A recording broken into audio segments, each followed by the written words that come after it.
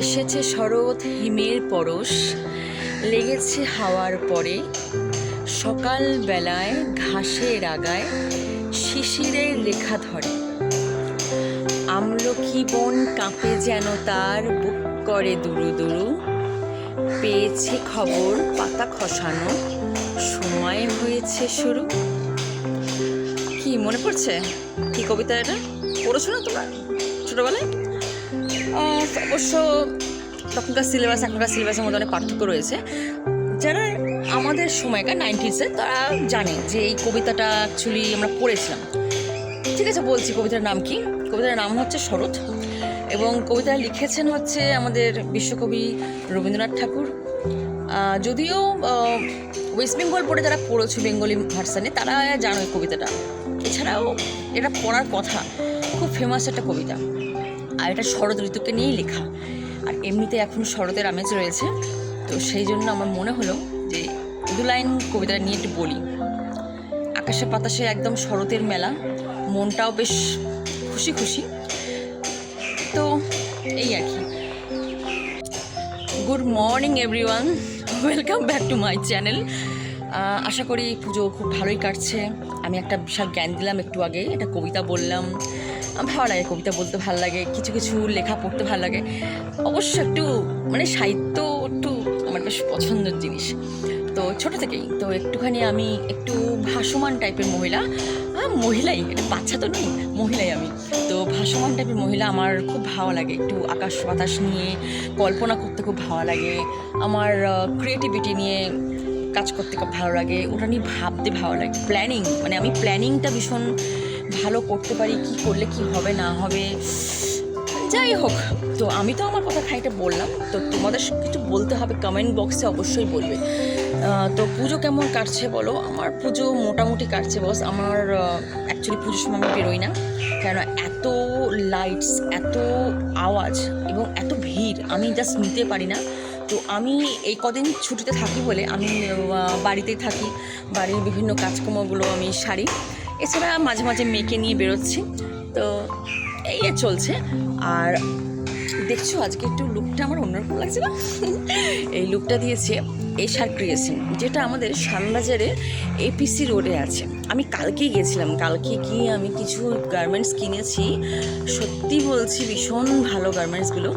আর এটা আমি নতুন একটা কিনেছি, এটা উপরে শার্ট, কিন্তু এটা মানে একদম পিওর কটন শার্ট। আর আমি একটা ধুতি প্যান্ট পরে আছি, আমি পরে ছবি আমি শেয়ার করবো।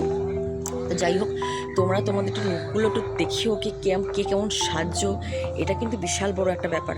আর দেখছো তো কেমন দিনের বেলাতে কেমন রোদটা পড়ছে, আর তারপরে রাত্রিবেলা কিন্তু বেশ ঠান্ডা ঠান্ডা হাওয়া আসছে। ওই জন্য রাত্রে ভিড়টা বেশি হচ্ছে, লোকে দিনের বেলাটা অ্যাভয়েড করছে। আমি বলবো যে তোমরা পুজো খুব ভালো করে কাটাও। মানে এইগুলো বলার কারণটা হচ্ছে যে আমি সবসময় চেষ্টা করবো যে আমার যত বন্ধুরা আছো তোমরা একটু নিজেদেরকে খেয়াল রেখে যা করার করো। কারণ দেখো, ঘোরা টোরা কিন্তু সারা জীবন আছে, সারা বছর আছে। আর বিশেষ করে দুর্গাপুজোটা আমাদের তার বিশাল একটা বড় উৎসব। এই সময় না ঘুরলেও নয়, কিন্তু ছোটো ছোটো বাচ্চা, বয়স্করা এবং যারা ভিড় সামলাতে পারো না, যাদের প্রেশারের প্রবলেম আছে, সুগারের প্রবলেম আছে, অনেক বিভিন্ন রকম প্রবলেম আছে, তারা একটু এগুলোকে অ্যাভয়েড করো। অনেক ঠাকুর দেখবে এখন দশমীর অনেক পরে যায়, তো আমার মনে হয় সে সময় একটু বেরিয়ে শান্তি করে ঠাকুর দেখতে পারবে। তো যাই হোক, তোমরা আমাকে তোমাদের অভিজ্ঞতাগুলো একটু শেয়ার করবে। আর এরকম যদি কোনো কবিতা তোমাদের মাথায় এসে থাকে শরৎ নিয়ে, তো আমাকে একটুখানি শেয়ার করতে পারো, আমি একটু শিখবো, আমিও একটু অনেক জানবো। এই ছোটো একটা কবিতা, একখানা দুখানা কবিতা বলে তো লাভ নেই, আমার আরও অনেক কিছু শেখার ইচ্ছা আছে। আর আমার চ্যানেলে অবশ্যই কিন্তু চোখ রাখবে। আমি প্রতিদিন না হোক, আমি একদিন অন্তর অন্তর ব্লগ আমি চেষ্টা করি ছাড়ার, যে তোমার নতুন চ্যানেল একদম আমাকে এটা করতে হবে। এবং যতটা আমি পারছি মানে চেষ্টা করছি যে কিছুটা তোমাদেরকে দেখানো, যে আমি পুজোগুলো ঘুরছি, পুজোতে কী করছি না করছি, এইগুলো দেখানো। খিচুড়ি পাকানো সব কথাবার্তা আমার কিছু মাইন্ড করো না, আমার কথাবার্তাগুলো একটু খিচুড়ি পাকানো কথাবার্তা। আমার খিচুড়ি পাকানো কথাবার্তা বলতে খুব ভালো লাগে, মানে একটু আড্ডাবাজ তো, তার জন্য। তো আমাকে তোমরা প্লিজ একটু শেয়ার করো, তোমরা কী করছো না করছো, কে কেমন সাহায্য না সাহায্য, একটুখানি বলো না, দেখি না, শুনি না। আমি তো এই লুকটা দিয়েছি, দেখছো আমার খুব ভালো লেগেছে এই লুকটা, আমার নিজে খুব ভালো লেগেছে। তো তার জন্য আমি যাই বলছি, সবাই আমাকে জানাও, ঠিক আছে? আর কে কেমন কী খাওয়া দাওয়া করছো, কে কতটা কী করছো, একটু পুজোর অভিজ্ঞতাগুলো যারা যারা ঘুরতে বেরোচ্ছ সেগুলো অবশ্যই আমার সঙ্গে শেয়ার করবে।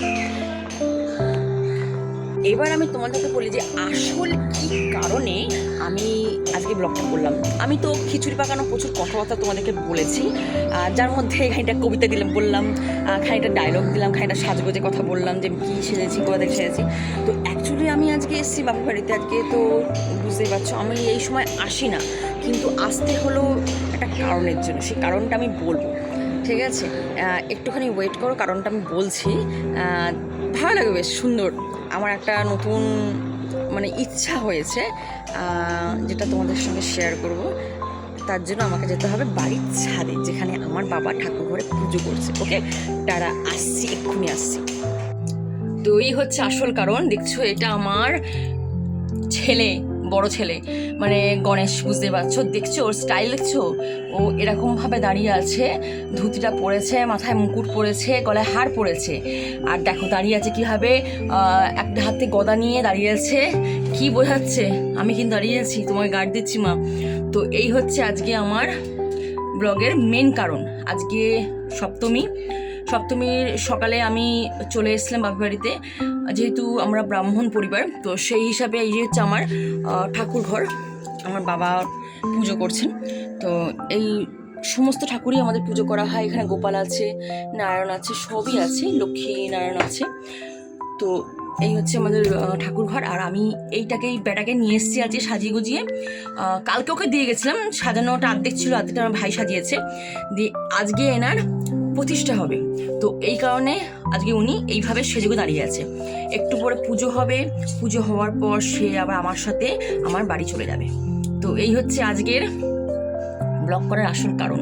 যেহেতু সপ্তমীর সকালে আমাদের নবপত্রিকা, আমাদের কলাবু স্নান হয়, তো আমি মনে করলাম যে এই সময়টা সব থেকে শুভ সময়। দেবীপক্ষে যদিও সব দিনই শুভ হয়, কিন্তু আমার মনে হলো যে কোনো দিক থেকে যে এই সময়টা খুব শুভ সময়। তো আজকে এই জন্য এনার আমি পুজো করে নিয়ে এনাকে আজকে সঙ্গে করে বাড়িতে নিয়ে যাব। তো কেমন লাগলো আজকের ব্লগটা? আমি ছোট্ট একটা ব্লগ করলাম, মানে আংবাং ঝাং বলে, উল্টো পাল্টা বলে। তো মেন কারণটা হচ্ছে আমার বড় ছেলে, দেখছো ওর দাঁড়ানোর স্টাইলটা। আমি একটু অন্যরকম ধরনের স্টাইল পছন্দ করি। আমার একটুখানি ওই নর্মাল যেগুলো লোকে ইউজ করে, বসে আছে কি এমনি, যেমন মূর্তি যেগুলো আমরা সাধারণত দেখি যে এরকম ধরনের মূর্তি পুজো হচ্ছে, আমি আবার ওগুলোকে অ্যাভয়েড করি। আমার একটু ভালো লাগে একটু ইউনিক টাইপের স্টাইল। আমি নিজেও একটু ইউনিক টাইপের বলতে মানে হচ্ছে আমি আমার সাথে সবার খাপ খায় না, জানো তো। আমি একদম একটু আলাদা থাকতে ভালোবাসি, আমার নেচারটা একটু অন্যরকম। আমার কিন্তু প্রচণ্ড রাগ, প্রচণ্ড জেদ, কিন্তু সেগুলো কারণবশত আমি করি, নাহলে করি না। আমি একটু সত্যি কথাটা বেশি বলি, মুখের ওপর বলে দিই, যার জন্য আমার বন্ধু ভাগ অনেক কম। কিন্তু যারা বোঝে আমাকে বা যারা জানে যে আমি কেমন ধরনের, তারা কিন্তু ঠিক থেকে যায় আমার কাছে। নাহলে যারা বোঝে না, যারা দেখছে যে পাত্তা পাচ্ছে না, তারা ঠিক চলে যাবে।